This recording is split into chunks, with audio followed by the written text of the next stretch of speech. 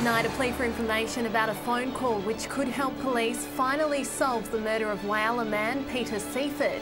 And Broken Hill residents concerned about the taste and smell of their tap water. This is Southern Cross News with Abby Donaldson. Good evening.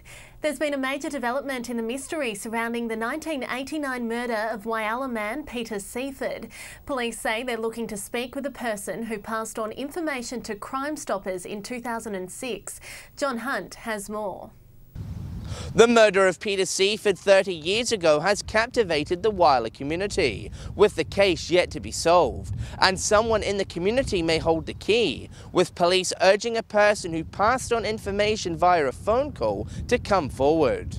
Peter Seaford was found murdered in his Essington Lewis Avenue unit on the morning of March 12, 1989. He had returned to his flat after attending to an alarm at a business he owned about 500 metres from his home.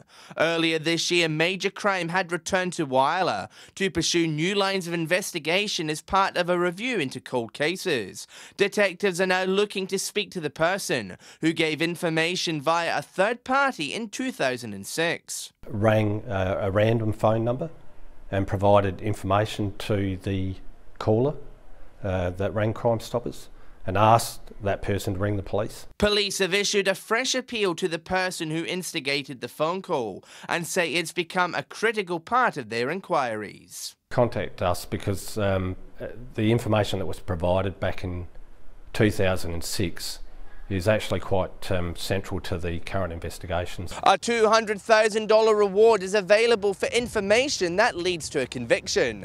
Anyone with information should call Crime Stoppers on 1800 333 000. Meantime, police have launched a fresh search for missing teenager Scott Redmond. Mr Redmond has not been seen since April after allegedly being involved in a car chase with another person. The car was found dumped at Secret Rocks near Kimber on April 21, with the associate arrested on April 23. Major Crime are searching a 12 square kilometre area near the town where the two were together 24 hours after the chase. A number of searches have already been conducted with no trace found of the 19-year-old. Broken Hill residents are saying they've noticed a change in the taste and smell of their tap water.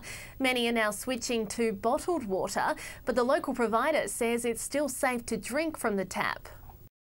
There's something in the water in Broken Hill. We've been using bottled water. To taste after it's boiled, you still can taste the horrible odour in it. When I do some washing, that you can still smell the earthy smell even after I've done a load of washing with laundry liquid. Oh yeah, it doesn't taste very good. In recent days, dozens of Broken Hill locals have noticed their tap water giving a foul taste and nasty odour. Some even say they've seen a change in colour. That it's really gross and Mum can't fill my water bottle up for school. Essential Water says although there have been slight changes, water out of Broken Hill taps is still safe to drink. The water is compliant with the health requirements of the Australian Drinking Water Guidelines. Essential Water's supply comes from the Darling River, but its reservoirs are running dry. As a result, they have increased the chemical dosing at the water treatment plant on Micah Street. According to Mr Kofi, once the Murray River pipeline is complete, locals will see and taste the difference. We'll be going across to Murray River supply, and what we do know is that on average the water quality in the Murray is consistently better quality than the Darling River. Essential Water can be contacted on 13 23 91. Patrick Ryankey, Southern Cross News. The rotten-like stench of Port Augusta's Bird Lake has wafted through the town over the last few years after the closure of a local power station. Plans are now underway to fix the problem, although the council understands there are many risks involved in the project. If you've ever driven past Port Augusta in the summer, your nose will be familiar with the foul-smelling odours of Bird Lake. Quite a prominent, strong smell, not the greatest of smells, that's for sure. The seawater in the area dried out after the closure of the Northern Power Station in 2016. When mixed with rainfall, algae mats which sit around the outside of the track produce the rotten egg-like stench. When water gets into it, it becomes a trigger for the smell, and then of course that also becomes the next trigger for the midge flies as well. That becomes a second problem. The council hopes to cover the site with 300 millimetres of fill. The project has also been propped up by the Liberal government's state election promise of over $3 million. We committed that if elected, we would provide that money for them so that the people of Port Augusta don't have to put up with the smell any longer.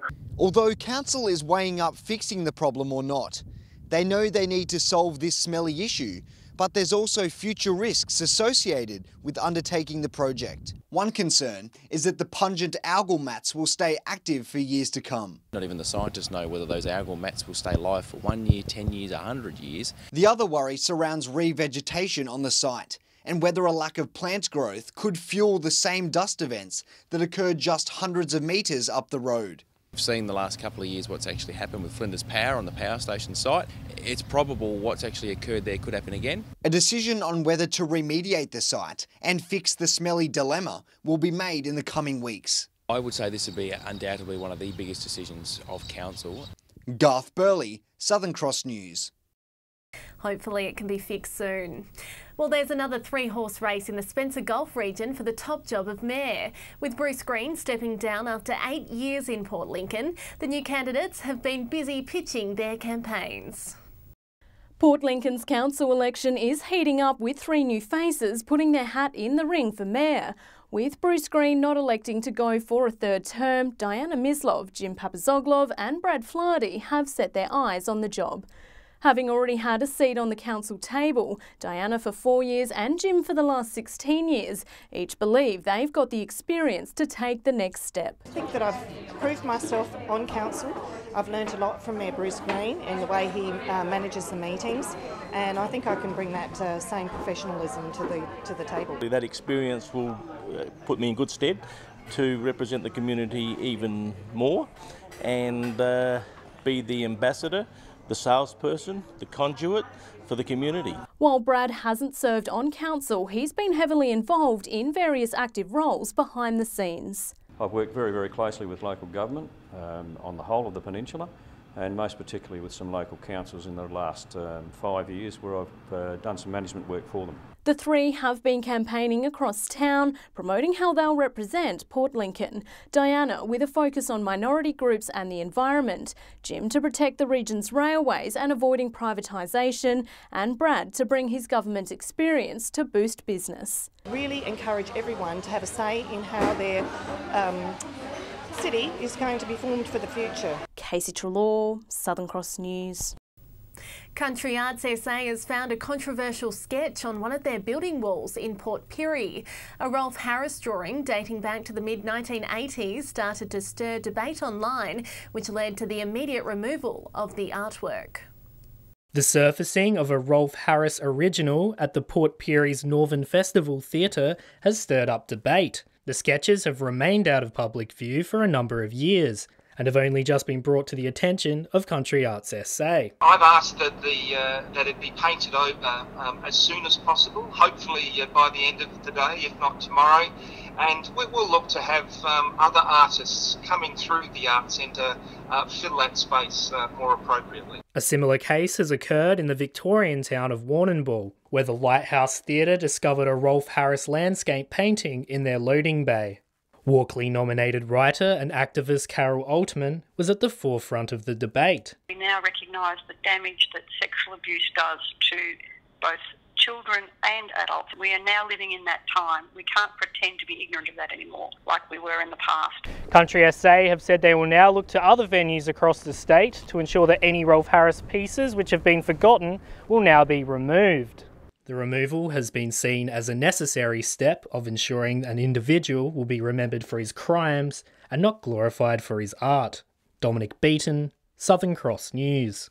Still to come tonight, how a regional photography exhibition is putting a spotlight on men's mental health, and why football great John Cahill will visit Solomon Town this weekend.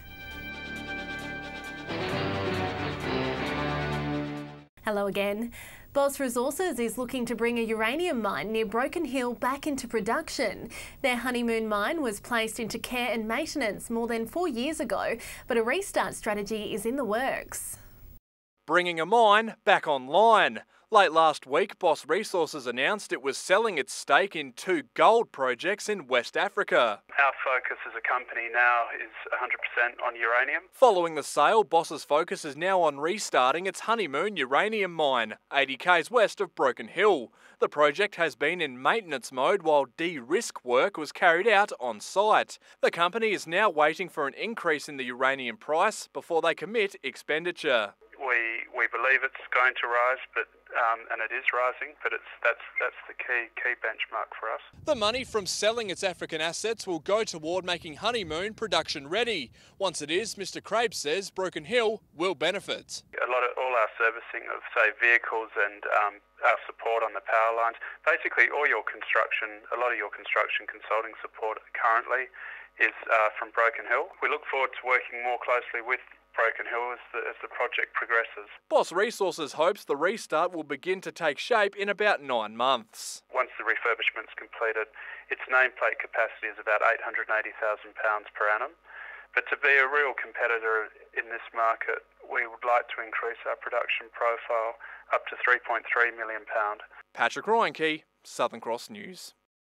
It's hoped more regional students will be attracted to study STEM subjects at university, with a federal government grant now available. Up to $18,000 is on offer.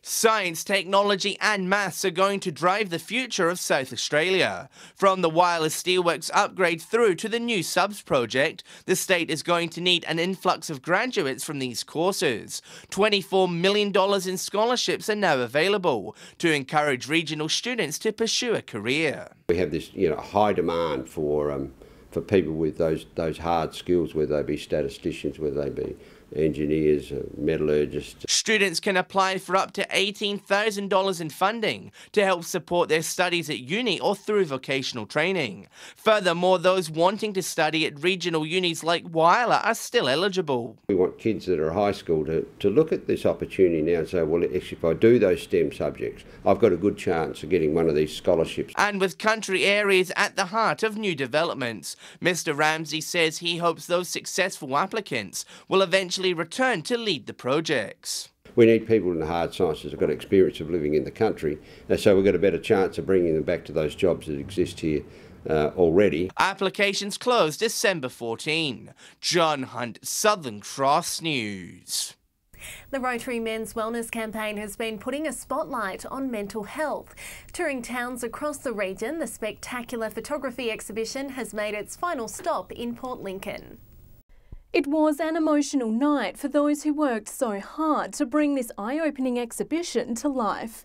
Joe Clark saw a need for regional men to open up about their mental wellness journeys and knew local photographer Rob Lang would be the perfect fit for the job. I think Rob's done an amazing job, and it's a wonderful way to deal with getting the word out there, and I'm very proud to be part of it. Showcasing 60 photographs of 30 local men, the exhibition took to the road in March and has since visited 10 towns across the Eyre Peninsula. People recognise these people and, they're just normal people, normal things, and that's the way that people are, finding that connection and thinking about their own well-being. While it's reached its final destination here in Port Lincoln, there's already calls for the campaign to continue. Whyalla, we're really keen to get it up there.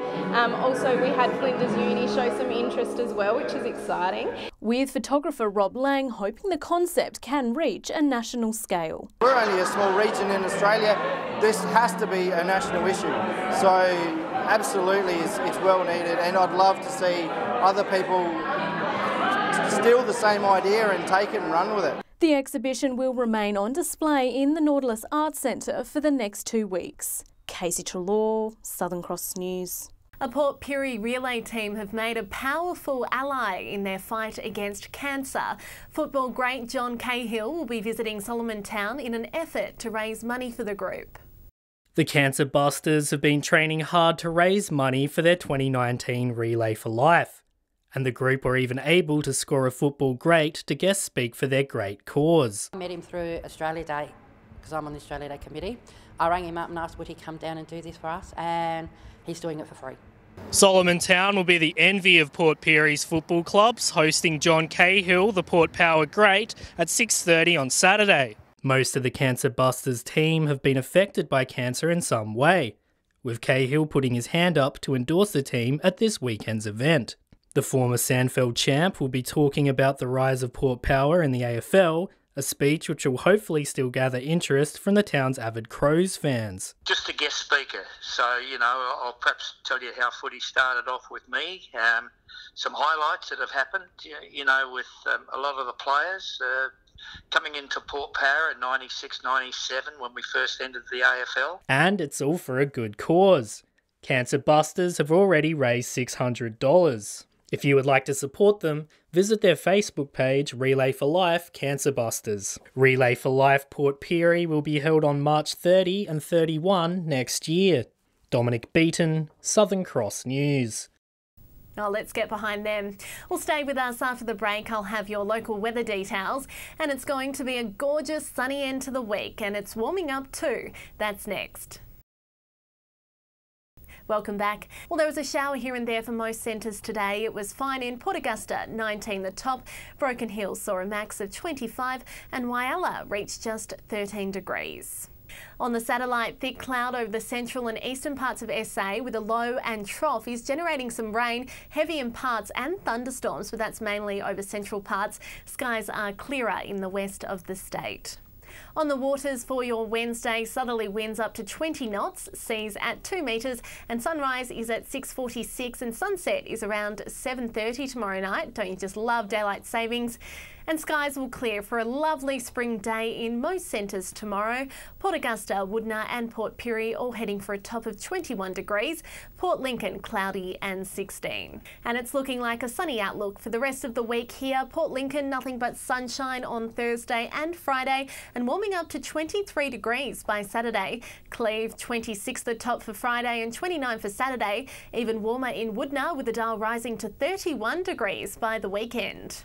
A similar story further up the Gulf. Fine conditions tomorrow and Thursday. Sunny skies forecast for Friday. Port Augusta 29, Whyalla reaching a top of 26 degrees and 24 for Kadina. And getting hotter for Saturday, Port Augusta will reach a top of 31 degrees. Lastly, Port Pirie is in for a cloudy day tomorrow, but skies will clear for fine conditions over the next few days. Sunny and 26 for Friday and 29 the top for Saturday. Those in Clare will enjoy gorgeous conditions as well, warming up to 26 degrees by Saturday, and that's the same for Broken Hill. A mix of sunshine and cloud about over the next few days with temps rising into the mid-20s.